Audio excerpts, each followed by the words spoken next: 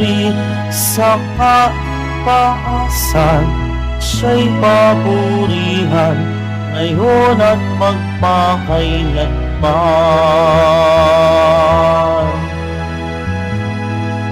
Umawi ang daigdigan, lahat ng naroon. Umawi ang sangkatauhan, purihin ang Panginoon. Papuri sa kaitaasan, siya'y papurihan, Diyos ng lahat. O papuri sa kaitaasan, siya'y papurihan ngayon at magpakailanman.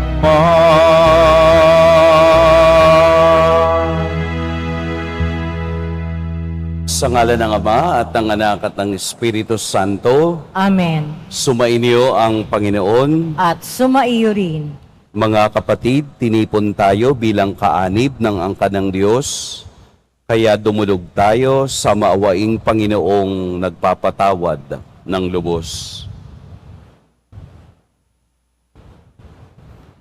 Sinugong tagapagpagaling sa mga nagsisisi, Panginoon, kaawaan mo kami. Panginoon, kaawaan mo kami.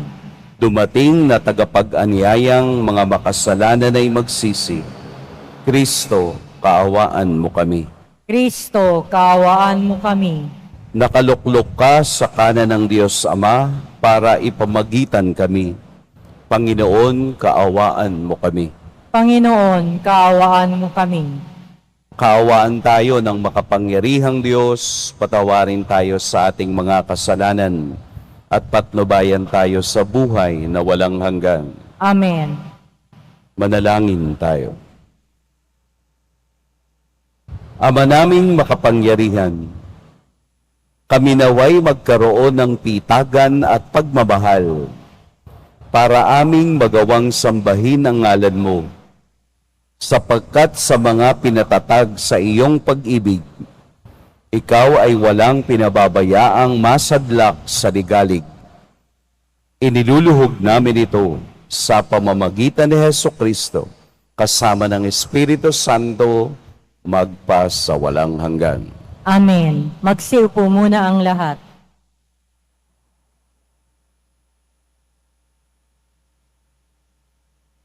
Pagbasa mula sa ikalawang aklat ng mga hari. Noong mga araw na iyon, nagsugo si Haring Sennacherib ng Assyria kay Ezekias at ipinasabi ang ganito, huwag mo nang dayain ang iyong sarili na ang Jerusalem ay maliligtas ng pananalig mo sa iyong Diyos. Hindi lingid sa iyo kung paano nilupig ng mga hari ng Assyria ang ibang lupain. Hindi ka rin makaliligtas sa akin. Binasa ni Ezekias ang sulat na ibinigay sa kanya ng mga sugo ni Sennacherib. Pagkatapos pumasok siya sa templo, inilatag sa kanyang harapan ang sulat at nanalangin ng ganito, Panginoon, Diyos ng Israel, na nakaluklok sa trono sa itaas ng kerubin, kayo lamang ang Diyos ng lahat ng kaharian sa ibabaw ng lupa. Kayo ang lumikha ng langit at ng lupa. Dinggin niyo ako, Panginoon. Narinig niyo ang pag-alipusta ni Sennacherib. Totoo nga, Panginoon, na marami ng nalupig na bansa ang mga hari ng Assyria. Nagawa nilang sunugin ang mga Diyos ng mga bansa ngayon, sapagkat hindi naman talagang Diyos sa mga iyon, kundi mga kahoy at batong ginawang Diyos-Diyosan. Kaya nga, Panginoon, ligtas niyo kami kay Sennacherib para malaman ng buong digdig na kayo lamang ang tangi at iisang Diyos. Si Isaias ay nagpasugo kay Ezekias at pinasabi ang ganito, ipinasasabi ng Panginoon ng Diyos ng Israel, nananig niya ang panalangin mo. Ito naman ang kanyang sinabi tungkol kay Sennacherib. Tinatakiwin kita, laging hinahamak ng anak ng Siyon, dalagang marilag. Sa iyong likuran ay iiling-iling anak ng babae nitong Jerusalem. May natirang magmumula sa Jerusalem, gayon din sa Siyon.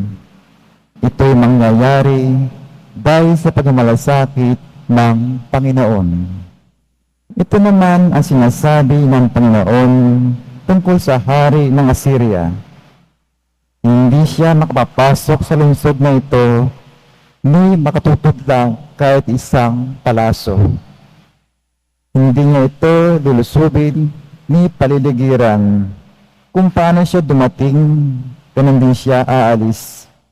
Hindi niya masasakop ang lungsod na ito sapagkat ito'y ipagtatanggol ko alang-alang sa aking kapakanan at alang-alang kay David na aking lingkod. Nang gabing iyon, pinasok ng anghel ng Panginoon ang kampo ng mga taga-Assyria at napatay niya ang 125,000 kawal. Kaya nagmamadaling buwi sa Ninive si Haring Sennacherib. Ang salita ng Diyos. Salamat sa Diyos. Lungsod ng Diyos ay matatag dahil sa bigay niyang lakas. Lungsod ng Diyos ay matatag dahil sa bigay niyang lakas. Dakila ang poon dapat papurihan. Sa lungsod ng Diyos, bundok niyang banal. Ang bundok ng Siyon, tahanan ng Diyos, ay dakong mataas na nakalulugod. Lungsod ng Diyos ay matatag dahil sa bigay niyang lakas. Bundok sa hilaga, nagalat ang dulot. Sa lahat ng bansa, nitong sang sinukob. Sa piling ng Diyos, ligtas ang sinuman sa loob ng muog ng banal na bayan. Lungsod ng Diyos ay matatag dahil sa bigay niyang lakas. Sa banal na lungsod, aming namamasid ang kanyang ginawa na aming narinig. Ang Panginoong Diyos makapangyarihan, siya mag-iingat sa lungsod na banal, iingatan niya magpakailanman. Lungsod ng Diyos ay matatag dahil sa bigay niyang lakas.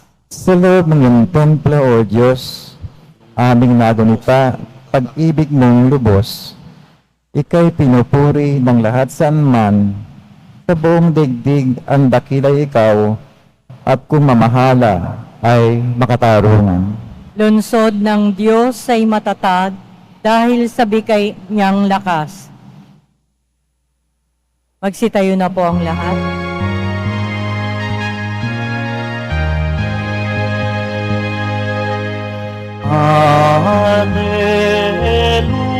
Hallelujah, Hallelujah,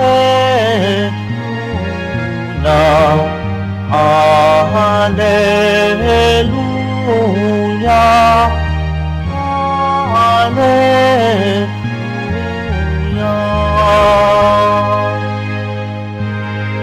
Sinabi ni Jesu Kristo, ako ang ilaw ng mundo at buhay ng halagad ko. Hallelujah, Hallelujah, Hallelujah, Hallelujah.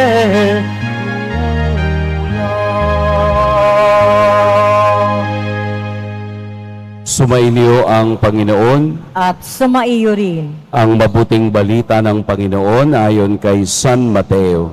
Papuri sa iyo, Panginoon.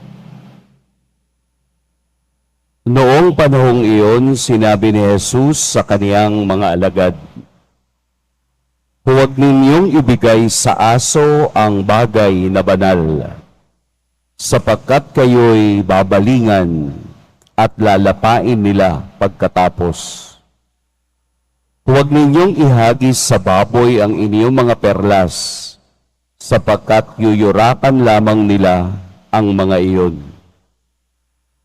Kaya gawin ninyo sa inyong kapwa ang ibig ninyong gawin nila sa inyo.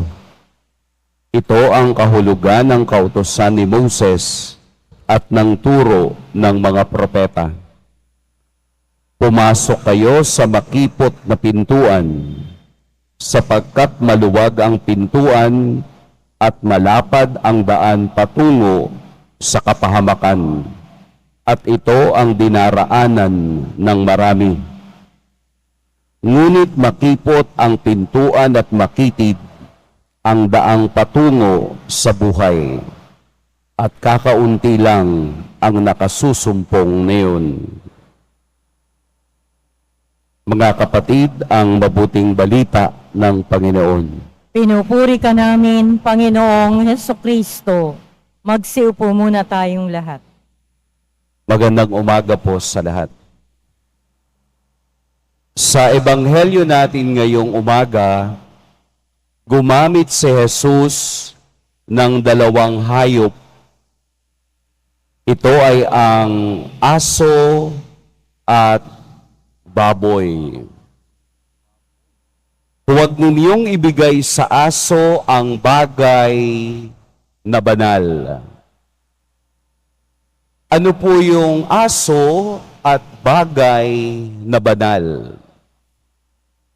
Dahil po sa kasaysayan at kultura ng mga Hudyo, sila ay naniniwala na sila ang banal at bayang tinawag ng Diyos. Kaya kung ikaw ay isang taong kabilang sa angkan ng mga Hudyo, ikaw ay banal.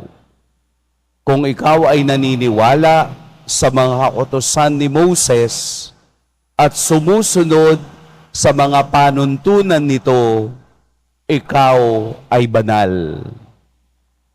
At ang mga aso ay inihahihiling tulad sa mga hentil o paganong hindi kabilang dito. Kaya hindi mo pwedeng ibigay kung anong meron ka sa mga asong gumagala upang lapain ang mga nasa palibot nito. Kung matatandaan ninyo na ang isang karanasan ng Canaanite woman nang humihingi ng tulong kay Jesus, hindi ba tinawag din na mga aso at tuta noong pangyayaring iyon? Ikalawang hayop na ginamit ay ang baboy. Ang baboy ang isa sa pinakamaruming hayop na kinoconsider ng mga Hudyo. Kaya huwag kayong magtatapo ng perlas sa mga baboy. Anong ibig sabihin ng perlas? Kung ikaw ay mayroong malinis na pinanggalingan, katulad ng mga Hudyo, hindi ka makikiisa sa mga baboy. Ang bagay na ito ay ginamit ni Jesus upang pag-ibahin ang bagay na tinatahak ng tao. Kaya sa huling bahagi ng ating ebanghelyo, sinabi ni Jesus na pagsumikapan ninyong pumasok sa makitid na pintuan, narrow gate, narrow path, narrow road, sapagkat mahirap pumasok dito. Mas madali daw at mas maraming pumapasok sa malawak na daan. sapagkat ang malawak na daan ay walang panuntunan at walang batas na sinusundang galing sa Diyos. Pero ang makipot na pintuan, against sa malapad na pintuan, ay mayroong patutunguhan. Ang malapad na pintuan ay patungo sa kapahamakan. Ang tawag natin doon, eternal damnation. Dahil walang nakikinig, walang pinakikinggan, ang lahat ng pumapasok sa malapad na pintuan ay ang mga taong ayaw magpasakop sa Diyos. Ang makipot na pintuan ay mayroon ding katapusan, mayroon ding pupuntahan, at ito ay ang eternal life o buhay na walang hanggan. Binibigyan tayo ni Jesus ng 200. Daang makipot at daang malapad. Sinong gugusto sa makipot na pintuan na siyang pinagdaanan ng ating Poong Jesus Nazareno? Sino ang gugustong lumakad dito na pasan-pasan ng krus, pero sa dulo nito ay naroon ang tagumpay, naroon ang pagkabuhay, naroon ang kaharian. Pero mas maraming pinipili na lumakad sa malapad. Bakit? Dahil ito ang attitude ng tao. Huwag mo kong pakialaman. Huwag mo kong sermonan. Huwag mo kong sabihan kung ano ang tama o mali. In fact, minsan sinasabi pa ng iba, mind your own business. Pero hindi mo alam, ang kalayaang meron ka ay ang pagpili sa tama at hindi pagpili kung saan ka mapapahamak. Sa Ebanghelyo po ngayon, malinaw ang ibinibigay ng Diyos. Ang buhay na walang hanggan o walang katapusang kapahamakan. Huwag po tayong gumaya sa mga aso na kahol ng kahol at palaging nanggagalaiti sa nananahimik na tao. Huwag tayong gumaya sa mga baboy, dahil kung ikaw ay sasama sa mga baboy, marurumihan ka din, at iyon ang gusto nila. Ang marumihan ka at maging katulad ka nilang marumi sa paningin ng Diyos. Be practical, dahil ang paglalakbay patungo sa Diyos ay kailangang totoo, dahan-dahan, pero consistent. Hindi pwedeng iba-iba ang paglakad sa daan ng Diyos. Ano pong ibig sabihin ng consistent? Kahit maliit na pananampalatayang meron tayo, pero araw-araw, tuloy-tuloy sa paglalakbay patungo sa Diyos. nung ako ay na-assign sa isang simbahan, meron akong napansin na isang taong very consistent sa kaniyang pagsisimba. Palagi siyang nakaupo dun sa isang lugar na hindi mapapansin ng tao. Pero araw-araw, nandoon siya. Umulan, bumagyo, mawalan ng kuryente, nandun siya at nakaupo at nagsisimba sa araw-araw. 15 minutes bago mag-umpisa ang misa, naroon na at tahimik na nagdarasal. Hindi kilala, ayaw magpakilala, tahimik na umuupo, nagdarasal, aalis. Araw-araw, consistent. Hindi natin kailangang maging kilala sa lipunan para makapasok sa kaharian ng Diyos.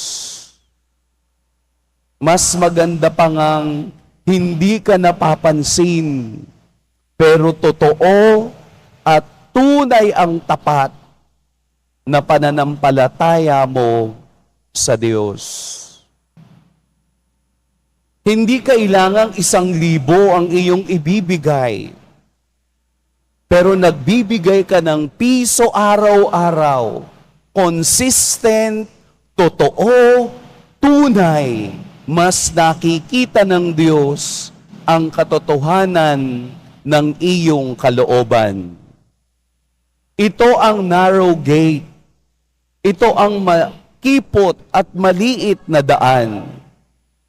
Mahirap, pero araw-araw mong ginagawa dahil gusto mo ring makarating sa kaharian ng Diyos. Huwag po kayong magsimba kung may hihilingin lang kayo sa Diyos. Huwag po kayong magsimba kung masaya lang kayo. Huwag kayong magsimba kung birthday nyo lang ngayon. Huwag kayong magsimba kung kayo lang ay magte-take ng exam next week. Huwag kayong magsimba kung gusto nyo lang mahingi o makita ang sagot ng Diyos kung makapag-a-abroad ka next week.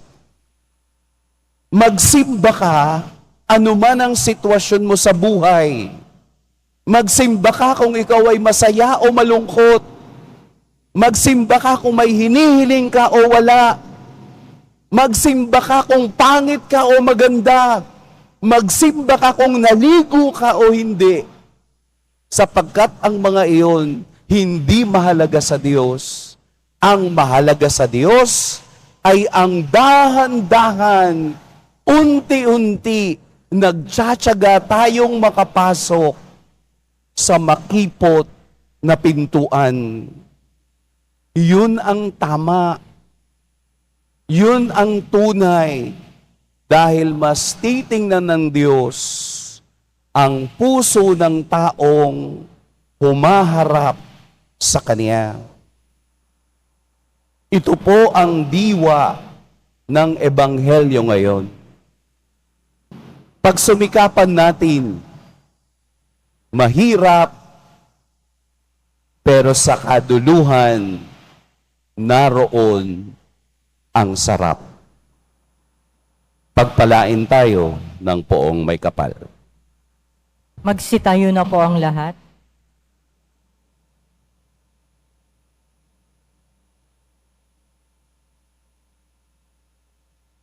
Minamahal kong mga kapatid, ipinangako sa atin ni Kristo na naghahatid sa buhay ang makipot na pintuan. Lumapit tayo sa Amang nasa langit sa pamamagitan ng may pagtitiwala at pananalig na panalangin itinuro sa atin ng Panginoon. Panginoon, buksan mo sa amin ang pinto ng biyaya. Panginoon, buksan mo sa amin ang pinto ng biyaya. Ang mga pinuno ng simbahan naway gabayan ng kawang sumasampalataya sa pintuan na naghahatid sa buhay. Manalangin tayo. Panginoon, buksan mo sa amin ang pinto ng biyaya. Bilang komunidad, naway ituring natin ang bawat isa ng may paggalang, pangunawa at pagmamahal. Manalangin tayo.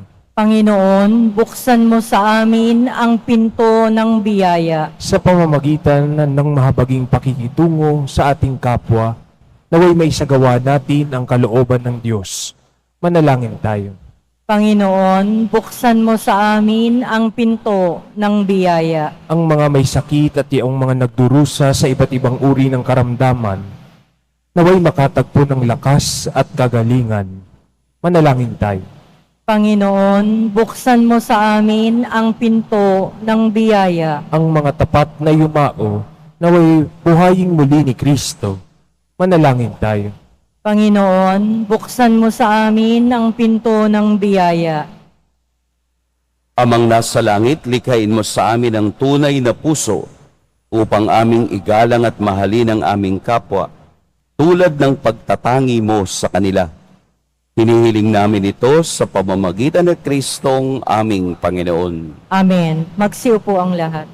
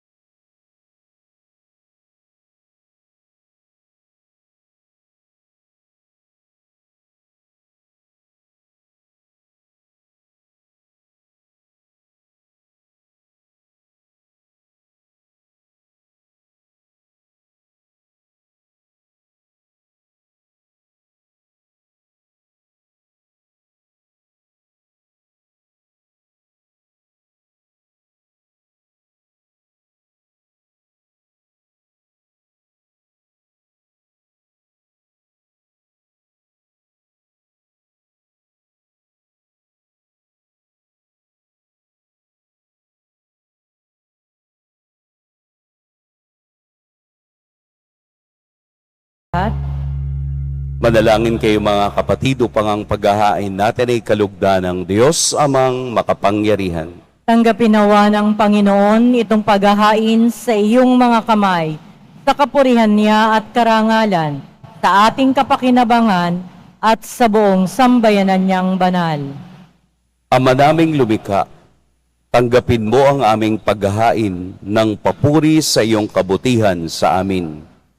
Sa dulot nawa nitong kadalisayan, kami naway makapag-alay ng iyong kinalulugdan sa pamamagitan ni Hesukristo, kasama ng Espiritu Santo, magpa sa walang hanggan. Amen. Sumainyo ang Panginoon. At sumaiyo rin, Itaas sa Diyos ang inyong puso at diwa. itinaas na namin sa Panginoon. Pasalamatan natin ang Panginoong ating Diyos. Marapat na siya ay pasalamatan. Ama naming makapangyarihan, tunay ngang marapat na ikaw ay aming pasalamatan. Pinagbibigyan mong ito'y aming maihayag, kahit na ito'y walang anumang maidaragdag, sa kadakilaang sa iyo ay likas. Sa pagpupuri nami ang nakikinabang, ay kami rin iyong pinakikiharapan sa pamamagitan ng iyong anak na minamahal. Kaya kaisa ng mga anghel na nagsisiawit ng papuri sa iyo, nang walang humpay sa kalangitan, kami nagbubunyi sa iyong kadakilaan. Santo, Santo, Santo, Panginoong Diyos ng mga hukbo, napupuno ang langit at lupa ng kadakilaan mo, o sana sa kaitaasan. Pinagpala ang naparirito sa ngalan ng Panginoon, o sana sa kaitaasan. Magsilod po ang lahat. Ama naming banal, ikaw ang bukal ng tanang kabanalan, kaya't sa pamamagitan ng iyong Espiritu, gawin mong banal ang kaloob na ito upang para sa amin maging katawan at dugo ng aming Panginoong Hesukristo. Bago niya pinagtiis ang kusang loob na maging handog, hinawakan niyang tinapay, pinasalamatan kaniya, pinaghati-hati niya iyon, iniabot sa kaniyang mga alagad at sinabi, Tanggapin ninyong lahat ito at kanin. Ito ang aking katawan na ihahandog para sa inyo.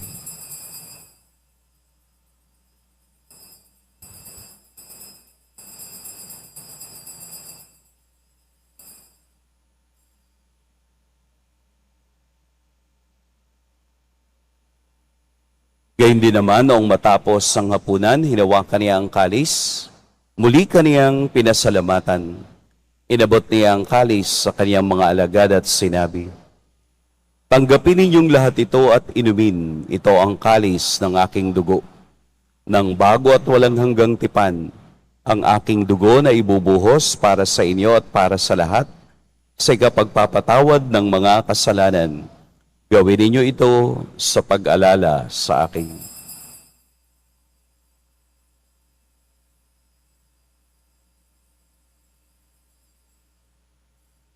Magsitayo na po ang lahat. Ipagbunyi natin ang misteryo ng pananampalataya. Si Kristo'y namatay, si Kristo'y nabuhay, si Kristo'y babalik sa wakas ng panahon. Ama, ginagawa namin ngayon ang pag-alala sa pagkamatay at muling pagkabuhay ng iyong anak. Kaya't iniaalay namin sa iyo ang tinapay na nagbibigay buhay at ang kalis na nagkakaloob ng kaligtasan. Kami nagpapasalamat dahil kami iyong minarapat na tumayo sa harap mo para maglingkod sa iyo. Isinasamo namin kaming magsasalo-salo sa katawan at dugo ni Kristo ay mabuklod sa pagkakaisa sa pamamagitan ng Espiritu Santo. Ama, lingapin mo ang iyong simbahang laganap sa buong daigdig. Puspusin mo kami sa pag-ibig kay San Francisco na aming Papa at ni Jose na aming Obispo at ng Tanang Kaparian. Alalahanin mo rin ang mga kapatid naming nahimlay nang may pag-asang sila'y muling mabubuhay, gayon din ang lahat ng mga pumanaw.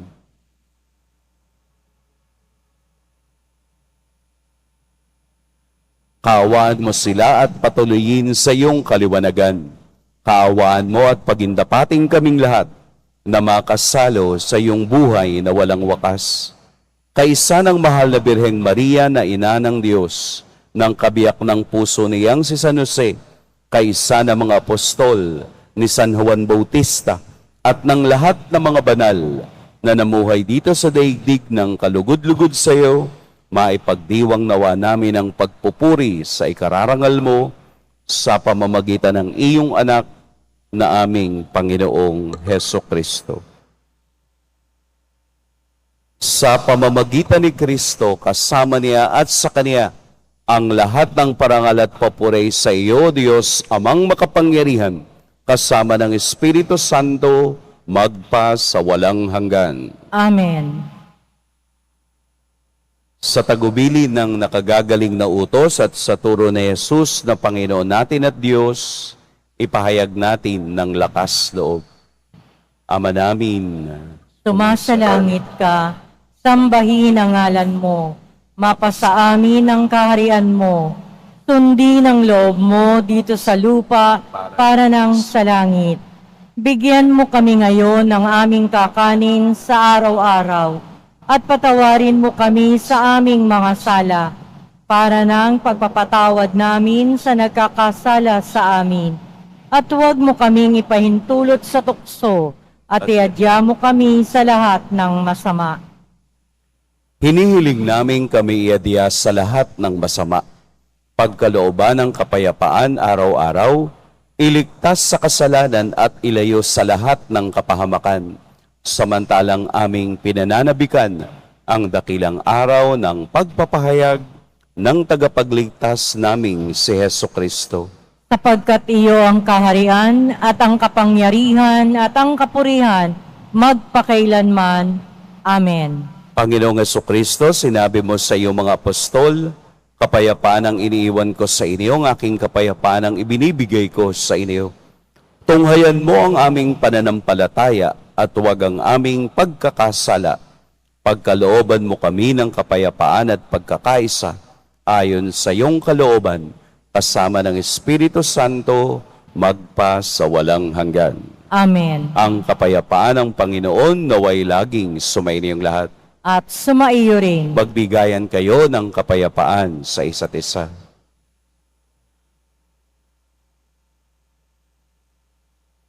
Kordero ng Diyos na nag-aalis ng mga kasalanan ng sanlibutan, maawa ka sa amin. Kordero ng Diyos na nag-aalis ng mga kasalanan ng sanlibutan, maawa ka sa amin. Kordero ng Diyos na nag-aalis ng mga kasalanan ng sanlibutan, ipagkaloob mo sa amin ang kapayapaan. Magsilod po ang lahat. Narito si Jesus ang daan patungo sa kaniyang kaharian. Ito ang kordero ng Diyos. Ito ang nag-aalis sa mga kasalanan ng sanlibutan. Mapapalad ang inaanyayahan sa kaniyang piging. Panginoon, hindi ako karapat-dapat na magpatuloy sa iyo, ngunit sa isang salita mo lamang ay gagaling na ako.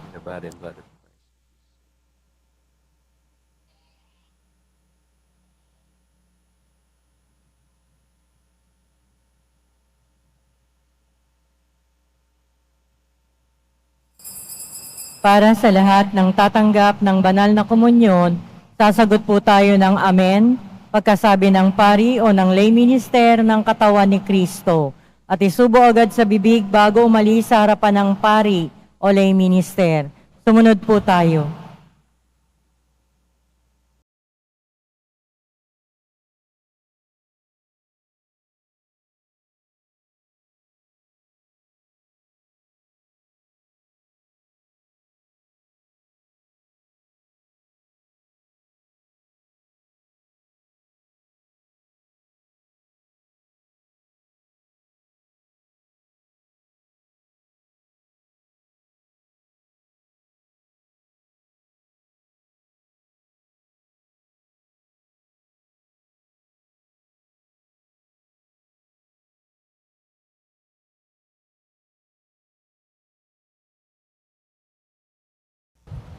Manalangin tayo.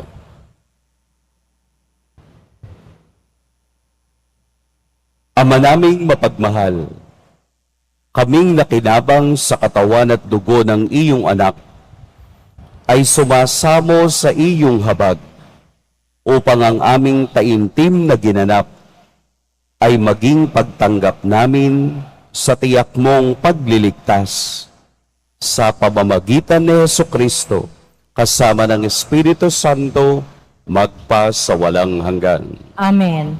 Sumainyo ang Panginoon. At sumaiyo rin. Yumuko kayo para sa pagbabasbas. Mahal na poong Jesus Nazareno, inihayag mo sa pamamagitan ng krus ang walang maliw na pag-ibig ng Diyos sa sangkatauhan. Pakinggan mo po ang kahilingan ng iyong angkan na nagsusumamo sa iyo. Makamtanawa nila ang iyong katugunan at tanggapin ang kasagutan na may utang na loob na tinatanaw. Basbasan din po ninyo ang mga daladala nilang mga imahen at dasalan. Sa pamamagitan ng bendisyon na ito, naway maalala nila ang mga pangako nila noon sa binyag, na ikaw ang kanilang iibigin at paglilingkuran bilang Panginoon magpa sa walang hanggan. Amen. At pagpalain kayo ng makapangyarihan at mapagmahal na Diyos, ang Ama at Anak at Espiritu Santo. Amen. Tapos na ang ating pagdiriwang, humayo kayong taglayang kapayapaan ng poong Jesus Nazareno. Salamat sa Diyos.